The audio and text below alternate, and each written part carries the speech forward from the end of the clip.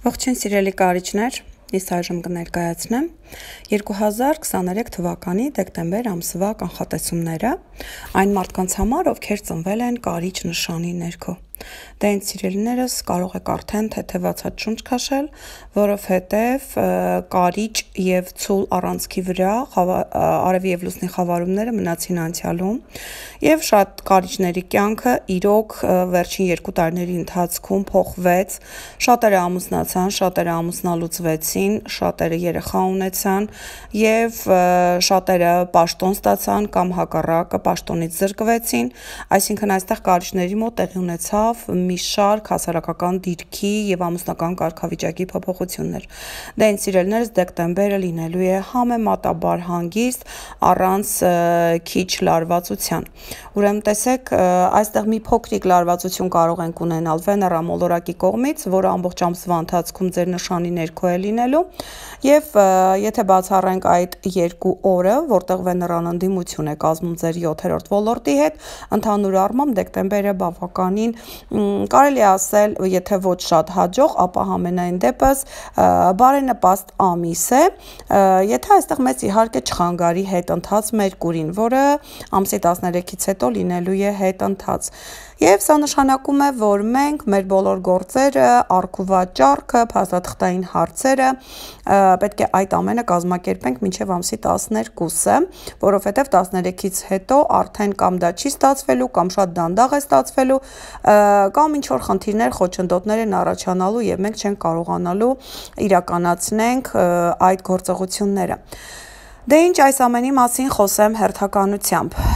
Դեկտեմբերի 1-ին Մերկուրի մոլորակը մուտք է գործում ձեր 3-րդ ոլորտ եւ կարիճների մոտ աճում է շփման գործոնը, այսինքն Մերկուրին երբ հայտնվում է շփումների ոլորտում, այստեղ կարիճները շատ ակտիվորեն սկսում են շփվել, հանդիպել ընկերների հետ, մտերիմների հետ, քրոջ եղբոր հետ, միգուցե ավտոմեքենայի հետ կապված ինչ-որ հարցերի մեջ եք, ուզում եք վաճառել, ուզում եք գնել, միգուցե դասընթացների եք մասնակցում կամ արդեն պատրաստվում եք որոշակի մասնագիտական կամ վարորդական դասընթացների հաճախել, այստեղ Մերկուրին բերում է ձեզ այդ հնարավորությունները։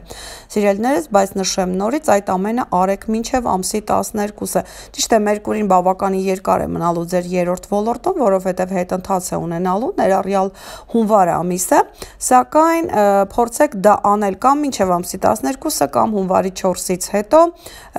երբ Մերկուրին նորից կլինի առաջընթաց վիճակում։ Ամսի 4-ից Վեներա մոլորակը տեղափոխվում է ձեր առաջին ոլորտ եւ այստեղ կարիճները սկսում են գեղեցկանալ։ Ինչու՞, որովհետև երբ Վեներան առաջին ոլորտում է, մենք ցանկանում ենք լավ տեսք ունենալ, լավ հագնվել, այսինքն սկսում ենք նաև ծախսել ինքներս մեզ վրա,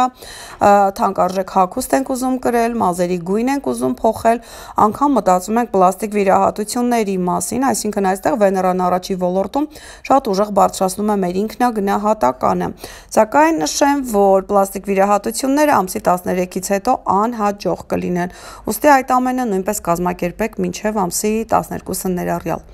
Ամսի 8-ին ունենք շատ շքեղ ասպեկտացիա, որը կրկնվելու է դեկտեմբերի 18-ին։ Ինչու՞, որովհետև այստեղ Մերկուրին առաջընթաց է դեռևս եւ այստեղ ձեր 3-րդ ոլորտից տրին է կազմում Յուպիտերի հետ 7-րդ ոլորտում։ Սիրելիներս, այստեղ շատ հաջող գործարք կարող եք իրականացնել ամսի 8-ին, կապված ավտոմեքենայի հետ, կապված ուսումնական process-ի հետ, կապված քննությունների հետ կամ փաստաթղթերի հետ։ Յուպիտերը գտնվում է ձեր 7-րդ ոլորտում եւ միգուցե ինչ որ առումներով օգնում եւ ինչ որ առումներով խանգարում է։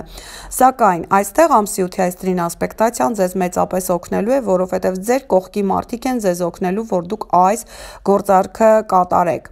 Եթե դուք այստեղ փաստաթղթային հարցեր ունեք, պետական հաստատություններ պիտի այցելեք, ապա այդ ամենը նույնպես կատարեք ամսի 8-ին։ Տեսեք, ամսի 13-ից հետո Մերկուրին լինելու է հետընթաց ձեր 3-րդ ոլորտում եւ այս ասպեկտացիան դեկտեմբերի 18-ին կրկնվելու է, այսինքն մեծ 2 անգամ տրվում է հնարավորություն նմանատիպ լավ հաջող օր ունենալու, որպեսզի այդ հարցերը լուծենք։ Սակայն ամսի 10-ը այն առանձնահատուկ լարված օրերից է, որը մենք ունենք դեկտեմբեր ամսվա ընթացքում։ Այստեղ Վեներան առաջին ոլորտից ընդդիմություն է կազմում Յուպիտերի հետ ձեր 7-րդ ոլորտում, այստեղ Յուպիտերն արդեն ձեզ մեծապես խանգարում է, որովհետև այն ներկայացնում է ձեր հակառակ կողմի մարդկանց, այսինքն այն մարդկանց, ովքեր ձեր դեմ են տրամադրված, ովքեր կարելի ասել ձեր բացահայտ թշնամիներն են։ Եվ եթե նկատել եք, ինչ Յուպիտերը մուտք է գործել ձեր 7-րդ ոլորտ, ձեր բացահայտ թշնամիները երևում են արդեն, նրանք ակնհայտ են, նրանք հենց չարախոսում են ձեր հասցեին եւ այստեղ դուք հավանաբար այդ ամենը նկատել եք։ Եթե մինչ այդ նրանք թաքնված են, ապա Յուպիտերը 7-րդ ոլորտում տալիս է հնարավորություն, որ նրանք Երևան ամբողից եւ դուք տարբերեք այդ մարդկանց։ Եվ այստեղ ամսի 10-ին ունենք նման լարվածություն ինչ որ մեկի հետ կամ ինչ որ մարդկանց հետ։ Եվ ամսի 10-ի այս լարվածությունը կարող է ձեզ մոտ առաջացնել շատ մեծ հիասթափություն եւ կոտրել ձեր կամքի ուժը, սակայն խորտ կտամ այսօրը չտրվել այդ էմոցիաներին, պարզապես անտեսել այդ մարդկանց, նրանց հետ բանավեճի չբռնվել եւ շարունակել ձեր գործը։ Ամսի 12-ին տեղի է ունենում նորալուսին ձեր երկրորդ ոլորտում, ֆինանսական ոլորտում, սիրելի կարիճներ, դեկտեմբերի 12-ից հետո ձեր ֆինանսները պետք է աճեն։ Այն կարիճները, ովքեր աշխատանք են փնտրում ամսի 12-ից հետո կունենան աշխատելու հնարավորություն, այստեղ հնարավոր է աշխատավարձի բարձրացում, այստեղ հնարավոր է այնպիսի մանր-մունր աշխատանքներ կատարեք 12-ից հետո, որոնց համար լրացուցիչ կվճարվեք։